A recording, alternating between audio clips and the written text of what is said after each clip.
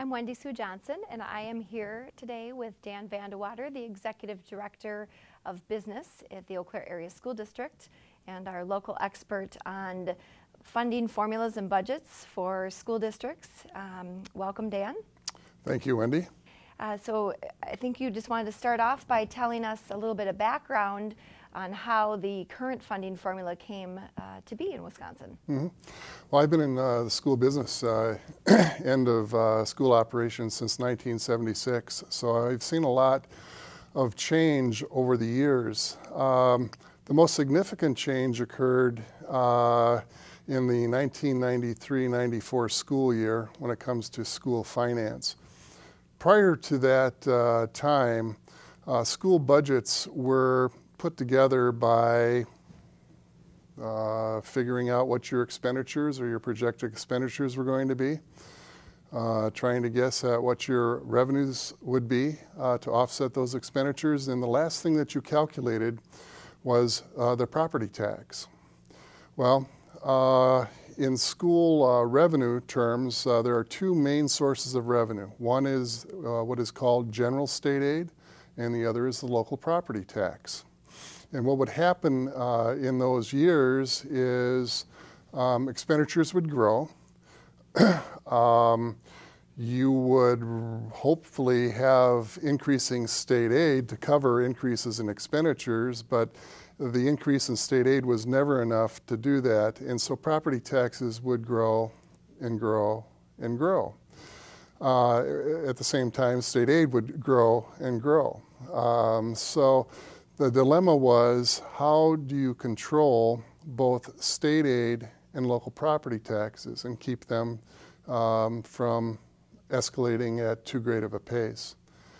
Well, in 1993-94, the concept of revenue limits came into being. That was when Governor Thompson was the governor of the state. The governor and the legislature instituted this law called revenue limits, and that's exactly what the law does, is it limits the amount of revenue that a school district can raise from two main sources, property tax being one and general state aid being the other. Together, those two forms of aid amount to about 86% here in Eau Claire of the money the school district has to spend on payrolls and on paying its bills. So did the revenue limits that were introduced in the early 90s, have they achieved the goal of keeping down the rate of tax increases? Yes. Revenue limits work exactly like they were intended to do. There is a formula that calculates the amount of revenue that you can raise from those two sources. The formula contains an enrollment factor, and it contains a per pupil increase factor. Those are the two main variables in the revenue limit formula. Let me just ask you, the enrollment increase essentially means when you have an increase in students, you're likely able to increase your revenues to some extent as well. Right. Increasing numbers of students in the revenue limit formula gives you more revenue. Decreasing students goes the other direction. And so school districts that have decreasing student enrollment really have additional pressures placed on them in terms of coming up with enough revenue to offset their expenditures. But the way the formula works is once the formula is determined, once the amount of revenue is determined from those two sources, if state aid goes up, property tax goes down. State aid goes down, property tax goes up. So the legislature and the governor, for all practical purposes, have been controlling the local property tax since the 1993-94 school year. So let's go back to the decrease in enrollment in students. I think the general public would say, well, if you have less students, you should have less costs as well. But why does that not always work out equally for those districts? Less students will result in lower costs, but you don't lose students in ways that there's a linear reduction in costs that associate with the numbers of students that you're losing. because the loss of students generally occurs over a wide area of grade levels, and a loss of, let's say, one student in a classroom is not going to cause a decrease in expenditures because you're still going to have the teacher in the classroom. Now, if you have a loss of 50 students, well then, yeah, you're going to see opportunities to reduce your costs. Mm-hmm. In other words, if you lose 50 students, but they're evenly spread over the grade levels, that doesn't mean you're going to be able to get rid of 2 teachers, because you've still got to have teachers for the students that remain.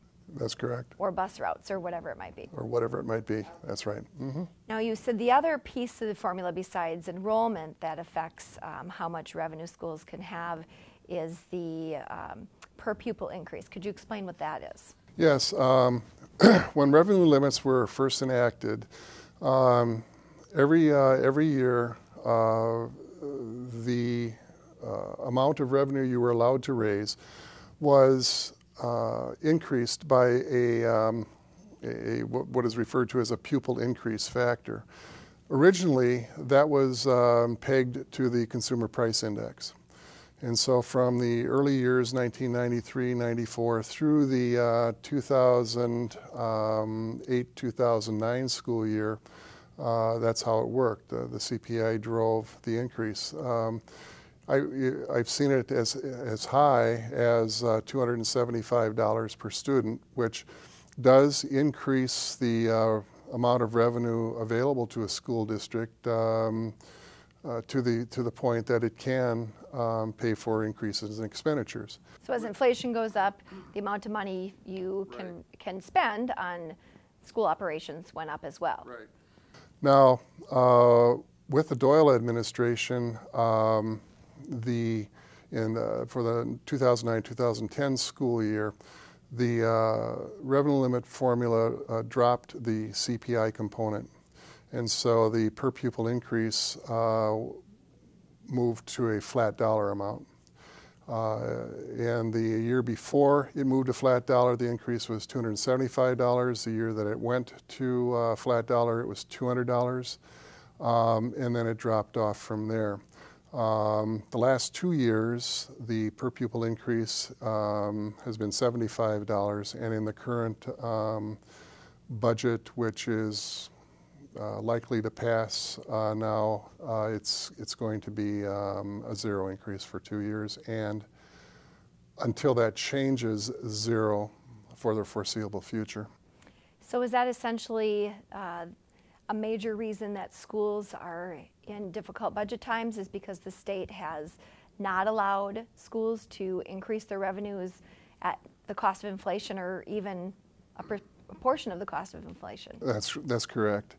A zero increase for next year, for example, for 2015-16, a zero increase in the per pupil amount results in less than 0.2% increase in revenue for the district regarding that 86% of the revenue that's controlled by the revenue limit. Costs are certainly going up more than 0.2%. And you had mentioned earlier that about 86% of Eau Claire's budget, and it would be similar for other school districts, is contained in that revenue limit. Where does the other 14% come from? The other 14%, well, there's an additional 7% that is also from the state. It's called categorical aid. And just as the title implies, categorical aid is related more to specific topics or specific areas of expense. For example, there's a categorical aid to offset transportation expense. There's a categorical aid to offset the costs of some of your materials in libraries, like library books. So when you add that to the 86%, a full 93% of the revenue that the Eau Claire School District has available to it is controlled by the governor and the legislature. The other 7% is made up of federal grants that the district has available to it, and then a very small amount of fees and other local revenue like that. So those other sources of revenue, it's not something that you're going to really be able to increase or control much where that comes from either. Right. The school district has virtually no other sources of revenue available to it. Bake sales and car washes do not generate a lot of additional revenue. Now I know we're just about out of time, but if you could briefly mention, there's one mechanism for school districts to, I guess, work outside of those revenue limits. The legislature, when they created the revenue limit law, made provisions for referendums to exceed revenue limits. So in order for that to happen, a school district would approach the voters at a referendum and ask the question, do you wish to allow the school district to exceed its revenue limit, understanding that the additional revenue will come in the form of additional taxes? And that sounds like a topic for another conversation with you, Dan. Thanks so much for explaining the funding formula to us today. And I assume if anyone has questions, they can contact you at the school district office? Yes, they can. I would be very happy to speak with them. Thank you so much.